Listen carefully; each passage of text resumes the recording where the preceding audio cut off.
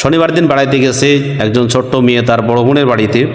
সেখানে গতকাল তথা বৃহস্পতিবারে, এই বৃহস্পতিবারের দিন এই 8 বছর একটা নাবালিকা মেয়ে একে রেখে বাসাতে রেখে তার বড় বোন একটা কাজে বা তার বাচ্চাকে নিয়ে কোথাও গেছে।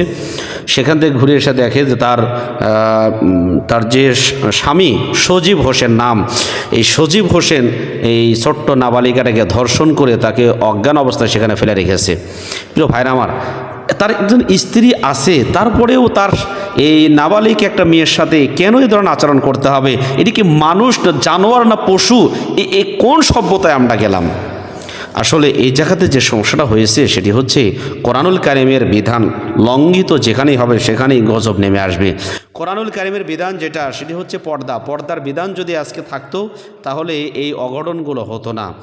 কোরআনুল কারিমের যেটা এসেছে যে কোরআনুল কারিমের বিধান যেটা সেটি হচ্ছে পর্দার বিধান যদি আজকে থাকতো তাহলে এই অঘটনগুলো হতো না।